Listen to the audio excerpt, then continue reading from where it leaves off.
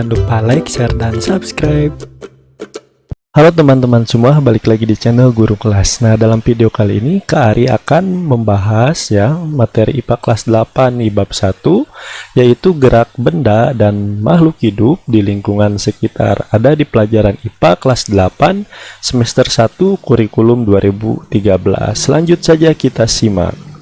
Oke, di sini ada peta konsep di mana bab 1 ini ya. Kemarin di video sebelumnya kakak udah menjelaskan ya tentang gerak lurus ya. Ada gerak lurus berubah beraturan, ada gerak lurus beraturan.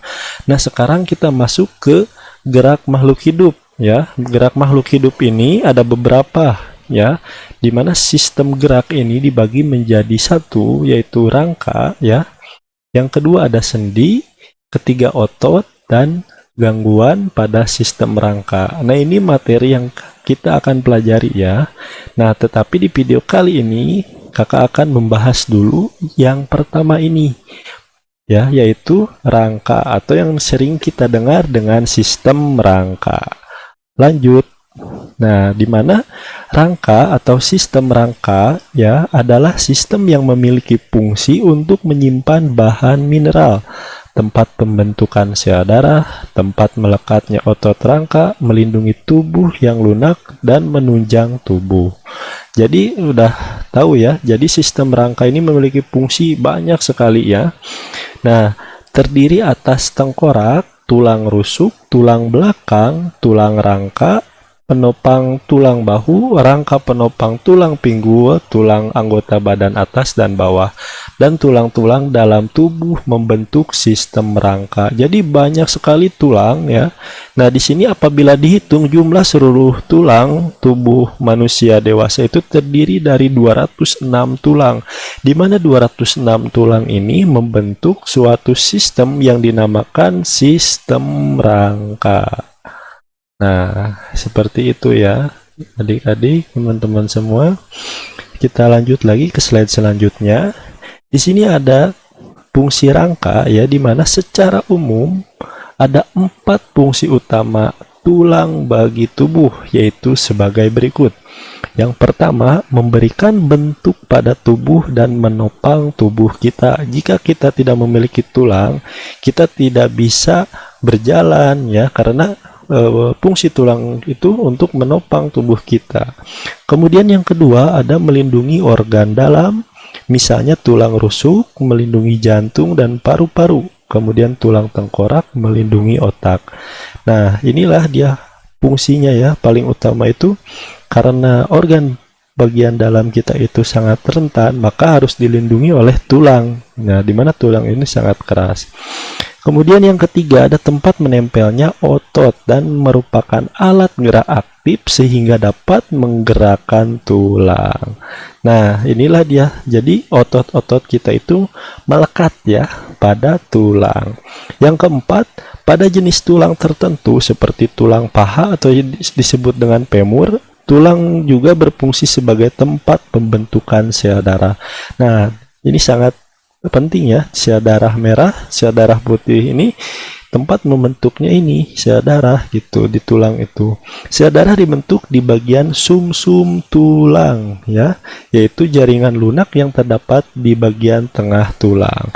Nah, inilah keempat fungsi rangka yang sangat penting bagi tubuh kita. Kemudian di sini kita lihat ada gambar. Di sini ada gambar rangka manusia. Kita akan lihat dulu dari atas. Dari atas di sini ada yang dinamakan tulang tengkorak. Tulang tengkorak ini melindungi otak, mata ya.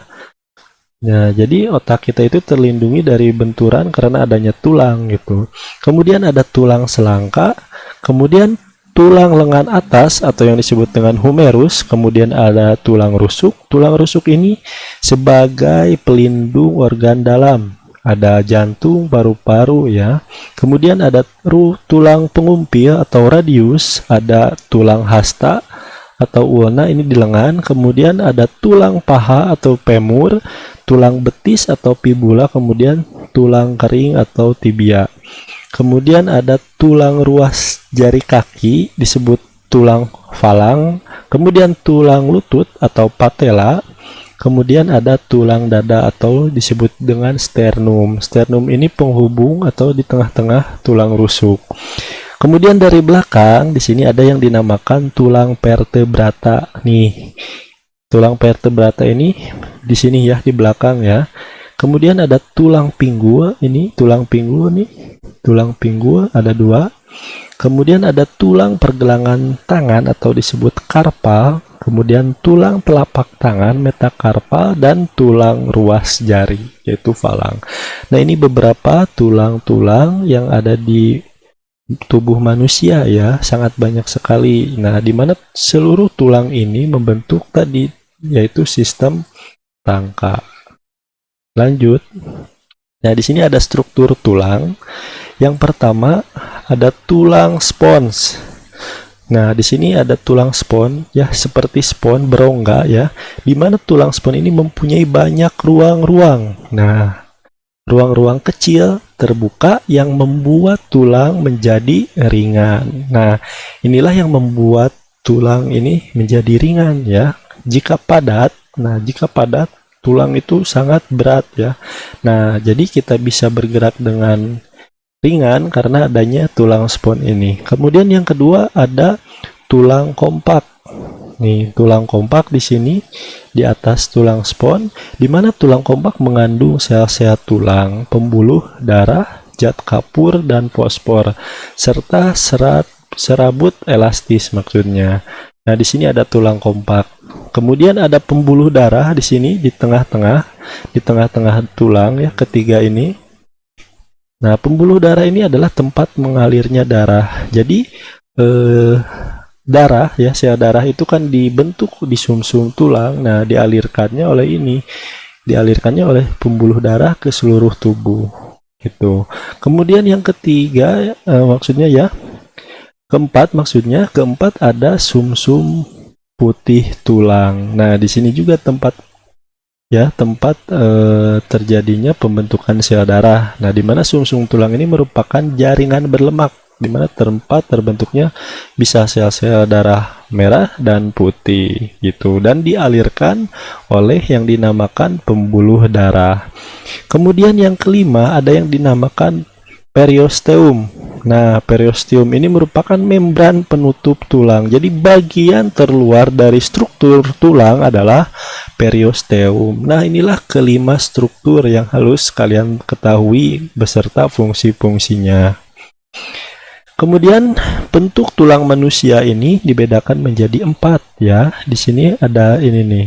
Ada yang dinamakan tulang lengan atas humerus, tulang dada atau sternum, tulang punggung atau vertebrata, dan tulang ruas jari kaki atau falang. Oke, tulang panjang. Nih, tulang panjang ini contohnya ini ya, lengan atas. Kemudian ada tulang pipih. Pipih contohnya itu ini sternum. Pipih itu datar ya. Kemudian ada tulang pendek. Pendek ini misalnya tulang ruas jari ya, yang ini. Nih, yang nomor 3 ini, yang tulang pendek. Kemudian ada tulang yang tidak beraturan. Contohnya itu adalah tulang vertebrata atau yang disebut dengan tulang punggung, yang ini ya, yang keempat. Oke. Nah, kita akan membahas mengenai perkembangan tulang. Tadi kita bahas mengenai apa fungsi dari tulang, kemudian struktur tulang yang ada di tubuh manusia. Nah, sekarang gimana sih proses pembentukan tulang itu gitu. Oke. Dari mana proses pengubahan ya tulang rawan menjadi tulang keras itu disebut dengan penulangan, atau bahasa ilmiahnya sering disebut dengan osifikasi. Jadi osifikasi itu proses pembentukan tulang dari tulang rawan menjadi tulang keras. Nah, di sini kita lihat gambar di bawah, gambar 1.24. Di sini awalnya itu ya, ketika kecil, ketika bayi. Nah, di mana banyak sekali tulang-tulang rawan. Nah, di mana tulang rawan ini akan berkembang menjadi tulang yang keras atau dewasa gitu. Nah, di sini ada daerah awal penulangan ini, yang ini ya. Di tengah-tengah nih, di tengah ini asalnya tulang rawan. Nah, menjadi daerah tulang ini awalnya. Kemudian muncul pembuluh darah di sini, pembuluh darah ya. Setelah munculnya pembuluh darah, kemudian si ini berkembang lagi, si tulangnya ini. Jadi tulang rawan ini semakin mengecil dan tulang kompak yang ini nih, tulang kompaknya ini semakin berkembang dan membesar sehingga tulang rawannya ini sedikit gitu. Kemudian yang terakhir jadilah tulang dewasa atau tulang yang keras. Nah, dimana sudah terdiri atas tulang spons, ada tulang kompak, ada pembuluh darah, ada sumsum di sini. Nah, mengapa di sini masih ada tulang rawan? Karena tulang rawan ini fungsinya untuk menghubungkan satu tulang dengan tulang yang lainnya, gitu. Kita lanjut lagi. Nah, di sini masih ada ya gambarnya. Jadi, proses ossifikasi ini berawal dari tulang rawan. Nah, di mana tulang rawan bentuknya itu mirip dengan tulang dewasa, tetapi lebih lunak ya. Selain itu, tulang rawan juga memiliki rongga yang terisi oleh osteoblast atau sel-sel pembentuk tulang. Nah, di sini ada osteoblast ya yang tadi. Jadi awal penulangan, daerah awal penulangan. Selanjutnya osteoblast akan membentuk osteosit atau sel-sel tulang yang ini ya, sel-sel tulang. Kemudian proses ossifikasi dimulai dari bagian tengah. Jadi proses penulangan itu dari tengah dulu ya, kemudian berkembang ya. Dimulai dari bagian tengah tulang rawan dan kemudian meluas ke seluruh arah sesuai pertumbuhan tulang rawan. Jadi asalnya kecil sel osteoblast ini, kemudian menjadi osteosit, kemudian menyebar nih, jadi ke atas, menyebar ya, dan ke bawah. Nah, di antara jaringan tulang yang terbentuk terdapat pembuluh darah. Nah, ini pembuluh darah. Nah, semakin berkembang, maka pembuluh darah juga terbentuk.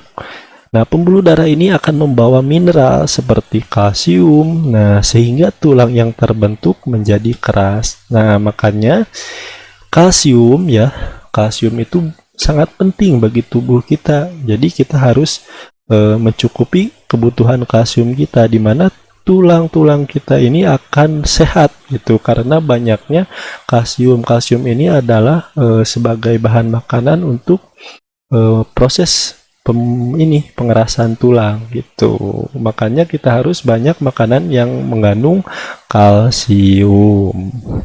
Oke, itulah ya materi yang mengenai sistem rangka ada di bab 1 ya, gerak pada manusia itu. Nah, materi ini ada di bab 1 ya, IPA kelas 8 semester 1.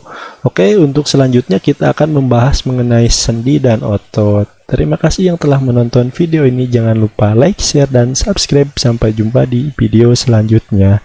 See you.